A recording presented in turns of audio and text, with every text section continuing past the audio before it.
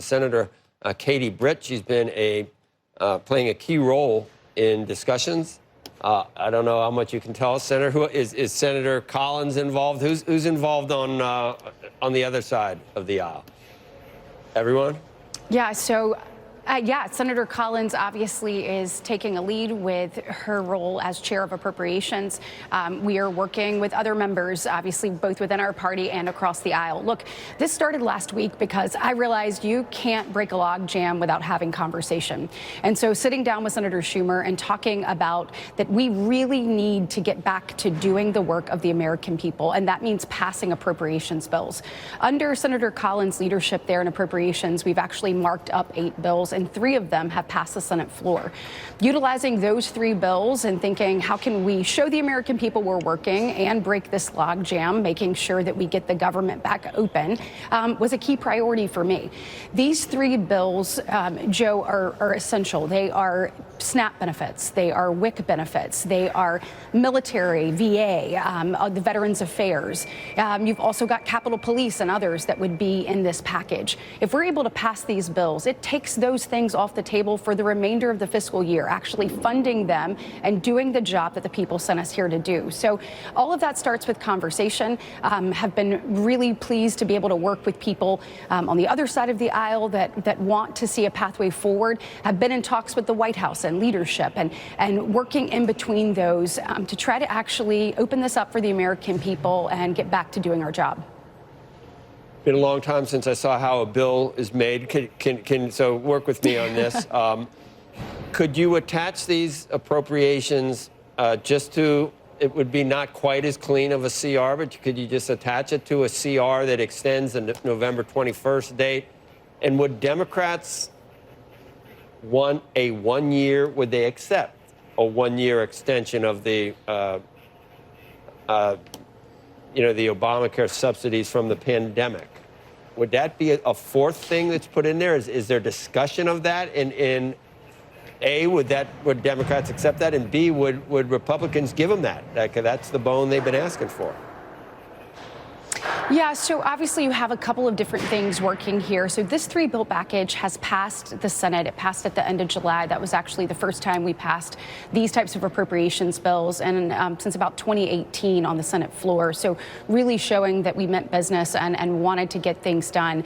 These bills have been conferenced with the House in an informal way, trying to make sure that we're all on the same page.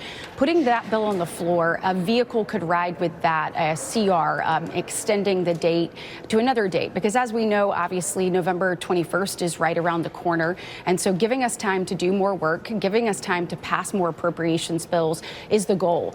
Look, obviously there has been talk, and Leader Thune has said both publicly and to members of the Democratic Party that he will absolutely give them a vote on ACA. That's nothing new, and so figuring out a pathway forward on that. We also have the NDAA that we'll have to kind of come back to by the end of the year, so we've got a lot of work ahead of us. But this would give us a vehicle to be able to move that and to be able to extend that CR date. And look, Joe, it's important that our Democratic colleagues come to the table. I have heard a lot of stuff in the last 24 hours about, well, maybe they'll wait another week because they won in the election.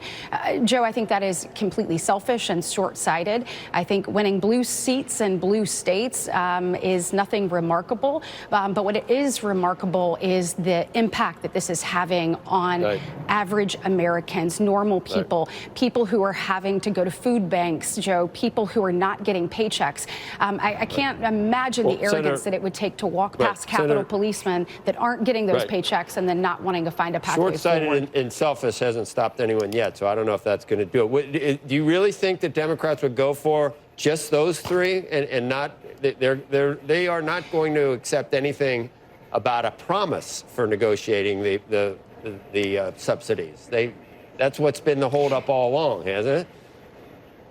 Yeah, well, Joe, there are other things that are involved in this that I am not at liberty to kind of put out in front right now. But I think that there are things that that are kind of building this up in a way that will allow this to move forward. And I am hopeful that the Democratic colleagues come to the table. Now's the time to actually get to work. That's what the American people sent us here to do. I wish we had time to talk about the filibuster, and we were talking about that off camera. It's been since 1917.